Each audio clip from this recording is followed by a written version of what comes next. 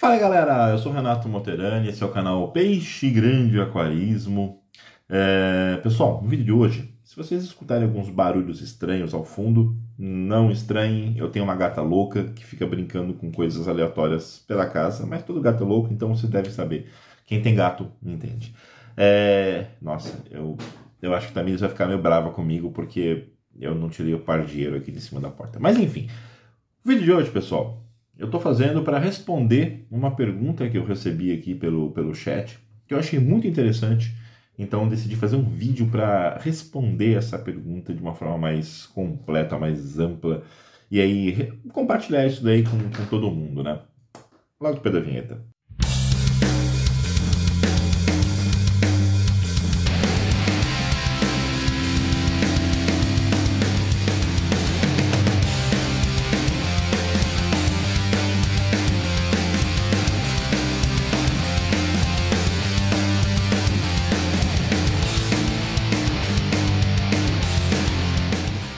Faz tempo que eu não falo de aquarismo, né, aqui no canal. Os últimos vídeos têm sido mais sobre animais exóticos, né, que aqui em Portugal ainda não tenho aquário aqui no apartamento, então tenho falado mais dos meus répteis do que de peixes propriamente. Mas surgiu aqui uma oportunidade muito legal de falar com vocês sobre aquarismo, de compartilhar um pouco de conhecimento, então vamos aproveitar, né?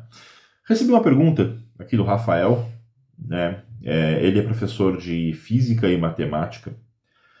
E a pergunta dele é sobre criação de bactérias.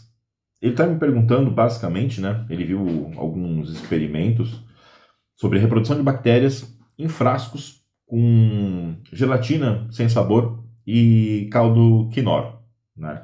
Caldo de carne, na verdade.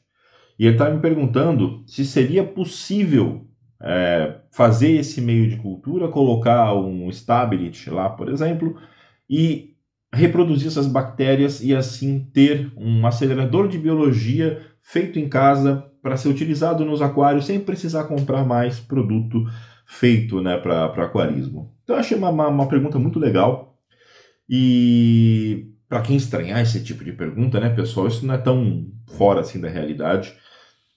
Eu trabalhei durante alguns anos lá no Butantan com produção de bactérias, então basicamente para você poder fazer a bactéria crescer, você precisa de um meio de cultura, que normalmente é uma proteína.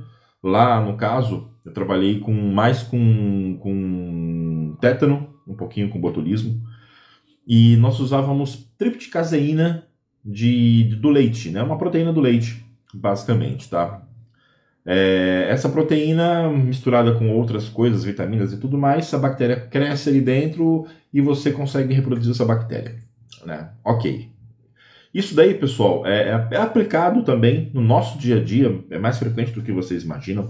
Então, talvez quem goste mais de culinária saiba do termo massa madre, né? Ou massa mãe, né?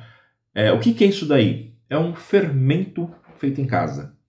Esse fermento, ele, em alguns casos, ele tem centenas de anos. Existem linhagens de fermentos que são passadas de geração em geração. E como é que se passa isso daí, né? Você basicamente prepara um pão, pega um pouco daquela massa do pão e guarda. Essa massa tem leveduras ali, né? O fermento é vivo.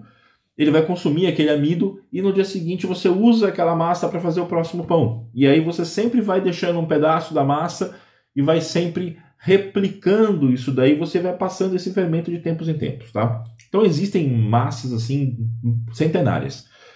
Eu vi a Paola Carosella falando do restaurante dela que ela tem uma massa que ela trouxe, não sei de que país que ela trouxe, mas é uma linhagem de fermento que tem décadas, se não estou enganado, mais de 50 anos sendo feito esse fermento. Então algo que é aplicado no dia a dia, você consegue em muitos casos fazer isso daí, né?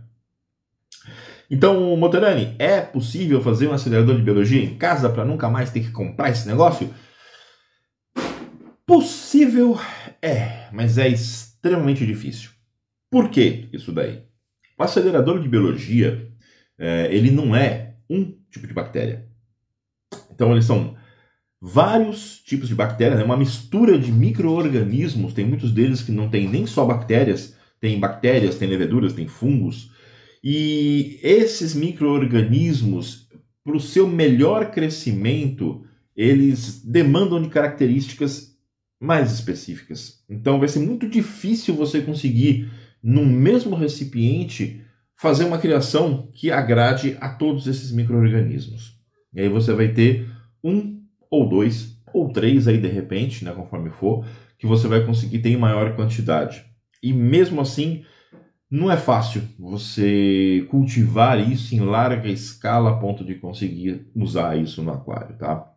Além da questão de você balancear os nutrientes que você vai precisar para poder fazer aquilo funcionar. Então, por exemplo, o meio de cultura que ele sugeriu. Gelatina basicamente é colágeno, é uma proteína. O caldo quinor, né, não se usa caldo quinor, porque o caldo quinor tem muito sal. E o sal é inibidor de bactéria. Então, se você usar o caldo quinor, você vai ter um efeito oposto. Você não vai conseguir criar bactéria ali. Mas você pode usar o caldo de carne. É uma proteína, né, uma fonte de proteína para a bactéria crescer. Lá no Butantan, hoje não, a fábrica do tétano não funciona mais. Hoje nós dependemos de vacinas importadas, o que é uma vergonha. O governo do estado de São Paulo sucateou essa parte do Butantan, porque a vacina de tétano é uma vacina barata. E aí vamos ter que falar um pouquinho de política, porque isso aqui me revolta muito, porque eu trabalhei durante alguns anos no laboratório de bactérias anaeróbicas fazendo vacina para tétano. Nós tínhamos condições de, em uma semana, fazer 2 lotes de vacina contra o tétano. Cada lote dava aí entre 1 milhão e 2 milhões de doses de vacina. Ou seja, o laboratório de tétano, nós fazíamos só 1 lote por semana, porque era desnecessário fazer 2 lotes. Nós tínhamos vacina estocada para alguns anos, só para vocês terem uma ideia. E por que foi desativado esse laboratório, né? Porque ele é muito barato de ser mantido. Isso são coisas que vocês não vão achar em lugar nenhum, porque político não gosta que isso apareça, tá? Mas é um laboratório que era muito barato. Poxa, você não gasta nada para manter esse laboratório. O que é legal fazer? É fazer mega fábricas, coisas grandes, sabe? Que vai um rio de dinheiro, que você não sabe para onde vai, e muitas vezes o negócio não funciona direito. Então, infelizmente, é isso o que se tornou o Instituto Butantan, lá em São Paulo, no Brasil. Um conjunto de obras faraônicas, onde vão rios de dinheiro e ninguém se preocupa muito de saber para onde é que vai. É que nem quando teve a pandemia, sabe? O nosso querido Covid-19.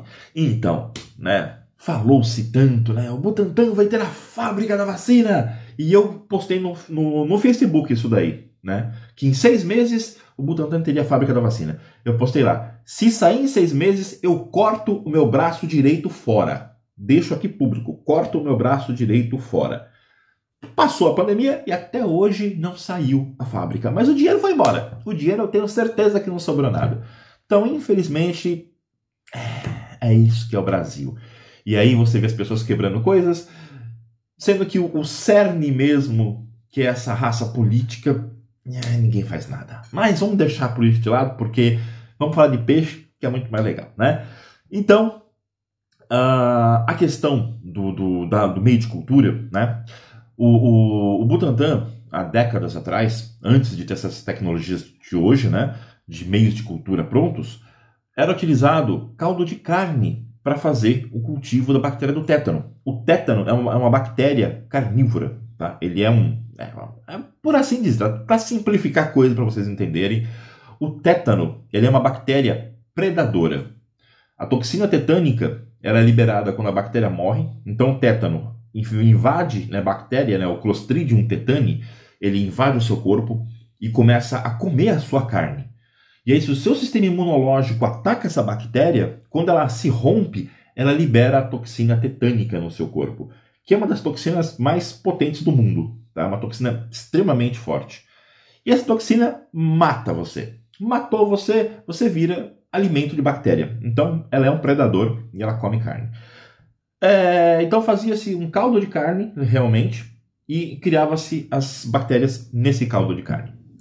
Só que isso aí é um caso específico de uma bactéria que tem esse comportamento específico. As bactérias que nós criamos nos nossos aquários, que vêm nesses aceleradores de biologia, você tem o grupo de bactérias precursoras, que são bactérias que vão consumir matéria orgânica, no geral, proteínas, entre outras coisas, e vão transformar essa matéria orgânica em amônia. Essas bactérias precursoras, elas criam também o arcabouço do biofilme, que é como se fosse um prédio onde as bactérias todas vão se instalar ali. Depois dessas bactérias, aparecem as bactérias que consomem amônia, que são as que são mais faladas, né? E depois as bactérias que consomem nitrito. Então todas essas bactérias vivem juntas ali. Então você já percebeu a dificuldade que você tem de formar um meio de cultura que propicie um crescimento adequado, né? Que não adianta você ter uma aguinha lá com meia dúzia de bactérias, tem que ter uma quantidade grande de bactéria. Para conseguir essa quantidade grande de bactéria, o melhor é você ter um meio de cultura específico para aquela bactéria e condições específicas para aquela bactéria. Ou um micro-organismo, né? Pode ser uma levedura, pode ser um fungo, enfim, né? Dificilmente você vai conseguir fazer isso em um meio de cultura e ter várias coisas. Tá? Então, esse é a primeira grande dificuldade. É você conseguir um meio de cultura que seja adequado a uma gama de bactérias que se justifique isso daí. Porque o legal dos aceleradores é a diversidade de micro-organismos que estão ali, que vão ajudar o nosso filtro a ser mais saudável. Segundo ponto que é muito complicado de você contornar, e isso daí era o terror da produção de toxinas, né, de bactérias lá no Butantan. Questão da contaminação. Que contaminação? Como você evita que outras bactérias que não são úteis para a gente, não vão fazer nada no nosso aquário, se instalem naquele meio de cultura e consumam, né, e ocupem o espaço que seria para as bactérias que nós queremos, né, para os micro-organismos que nós queremos no aquário. Isso daí lá já era um grande problema. Por mais que você trabalhe numa área classificada, com todas as práticas de biossegurança, de higiene,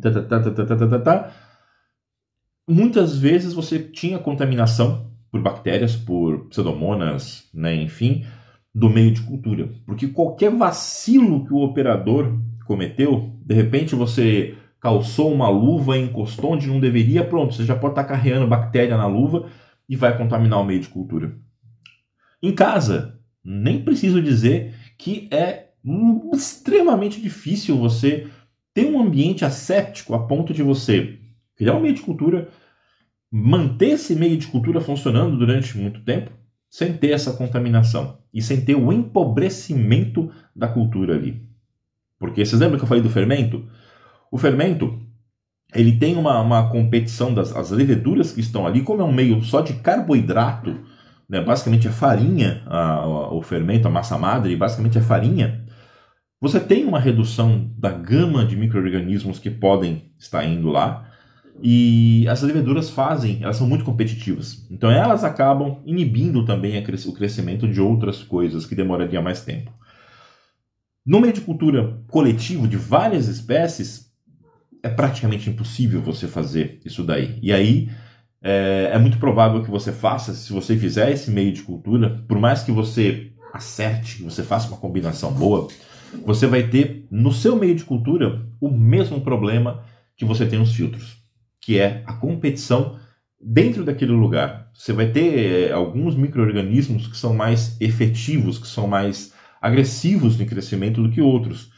E esses micro-organismos, eles vão se desenvolver mais rápido, em maior quantidade, e vão acabar inibindo o crescimento dos outros. Tá? Resumindo, né? É possível?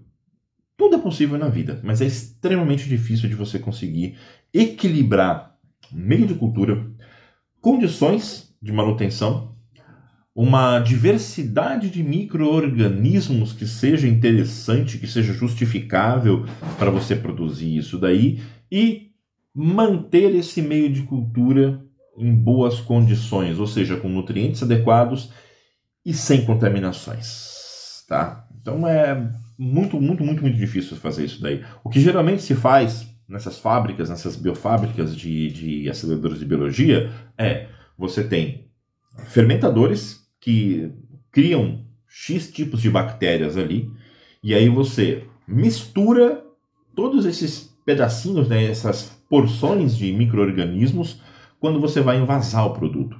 E aí você coloca esse produto no meio de cultura que preserve os micro-organismos, né? Ele não é um meio de cultura para reprodução. Então, normalmente, um acelerador de biologia, aquela aguinha onde está o acelerador, ela não é para fazer a bactéria crescer. Muito pelo contrário, é para inibir o crescimento, para que ela fique parada ali, não se reproduza, não consuma nada e não compita com os outros micro-organismos que estão aí junto presente. Tá? Então, são tudo criado separado. Aí, quando vai formular, você pega X% de uma, X da outra, coloca no frasco e aí vai para a loja. Tá? Então, a ideia é legal, né? Ele até cita depois um tratamento para aquário marinho, que eu achei interessante. Né? Então, isso daí é uma coisa legal. Isso aí pode ser feito sim. Tratamentos alternativos são fáceis de você desenvolver outros aí para você poder economizar alguma coisa no aquarismo, né? Mas acelerador, eu acho que, pelo menos nos próximos anos, eu não vejo uma forma de você conseguir produzir isso em casa com eficiência, tá? Para você fazer realmente um negócio que seja bom, que vai funcionar legal, que vai atender bem às suas necessidades, às suas expectativas no aquarismo. Pode ser que daqui a uns anos tenha uma tecnologia nova aí que você consiga fazer isso em casa, mas hoje, de forma eficiente, na minha opinião, não existe, tá? E realmente eu entendo que do jeito que a economia no Brasil está indo, vocês vão precisar economizar mesmo, porque a coisa não vai ficar muito, muito fácil, não, né? Mas é isso aí, pessoal. Espero que vocês tenham gostado do vídeo, né? Em breve, mais assuntos aí sobre aquarismo e répteis também. Por hoje é só. Valeu e fui!